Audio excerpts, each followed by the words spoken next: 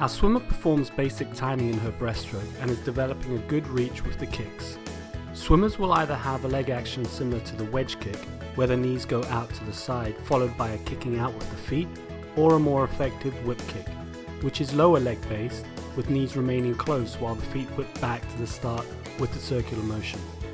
Continually practice the kicks as they make up the majority of a swimmer's propulsion in breaststroke.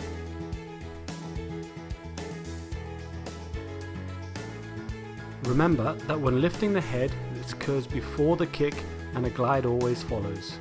Here are a few exercises to improve deflection of the ankles and encouragement of a more whip kick action.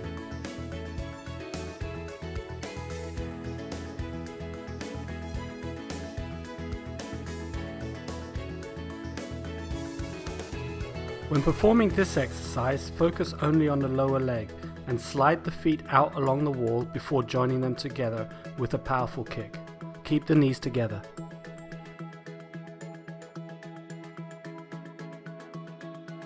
Vertical breaststroke kicks by the wall, although difficult, is invaluable to identifying if the kicks are efficient, with minimal bending of the hips, which will cause the knees to hit the wall in this case, and with strong propulsion from the inside of the lower legs.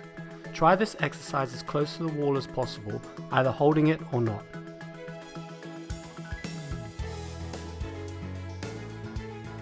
Finally, use a pull buoy between the legs to further develop the lower leg breaststroke kick action. The body between the shoulders and knees should remain relatively straight and at a slight angle when kicking. If the float makes the body too buoyant, use a band to keep the knees close.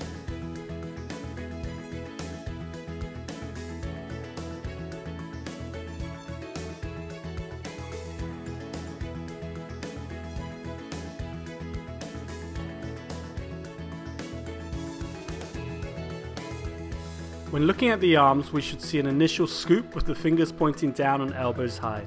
Accelerate the water into the chest, squeeze the elbows in, shrug the shoulders to drive them up, and reach forward. The recovery should feel quicker than the pull phase. In fact, if a swimmer focuses on driving the arms forward rather than the pull, it will generate more momentum. The head position should be facing downhill and arms squeezing into the ears when reaching forward at the end of the stroke. If the arm strokes are too wide or travel too far back, not only will it cause drag, but less time can be spent on the more powerful leg kicks. Try using a lane rope drill to develop smaller, more efficient arm strokes. Both breaststroke and butterfly require rhythm and great timing, and it is a good idea to interconnect the strokes and drills. Here our swimmer is working on the catch and head timing.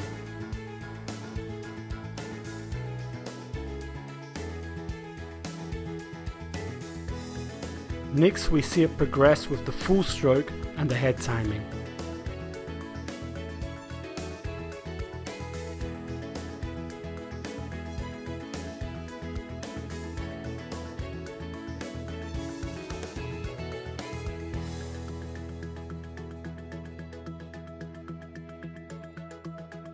By using butterfly kicks with or without fins, the swimmer feels the main propulsion phase on the recovery of the arms. She also feels the power coming from the hips. Now, when incorporating breaststroke kicks, not only is the timing and rhythm stronger, but she starts to use the hips for the kicks. Single arm is also a nice drill, not only to strengthen an efficient arm stroke, but also to cement the rhythm and timing. Again, use flyer kicks to encourage hip power.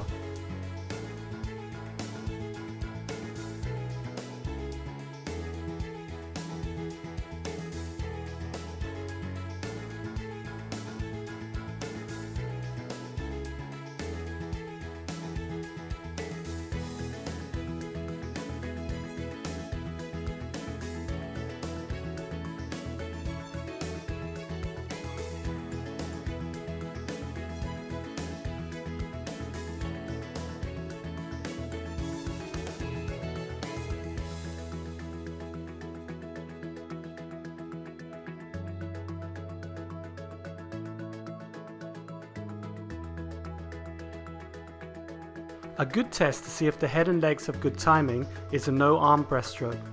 The head should return into the water when kicking. In this case, the kicks occur after by a split second, causing the head to pause. Now we see with better timing of the kicks, the swimmer improves.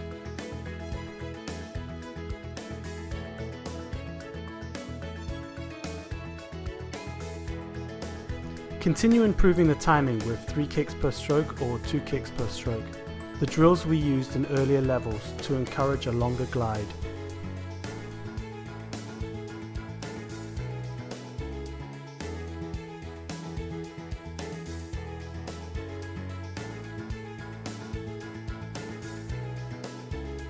Many swimmers find it easy to speed up in strokes like backstroke and freestyle, but struggle to change speeds in breaststroke without losing form.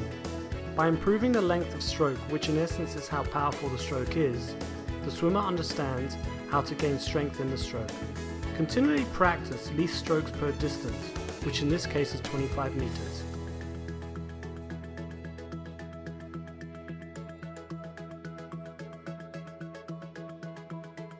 The second part is an opposite drill where a swimmer continually strokes, maintaining rhythm, timing, quick tempo with minimal gliding but finishing each stroke.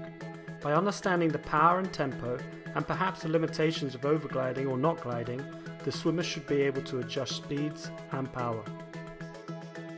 The final drill is focused on body position and more importantly streamlining to reduce drag. As breaststroke is the only stroke with an underwater recovery, stroke efficiency is key. This inverted backstroke drill will show up any inefficiencies.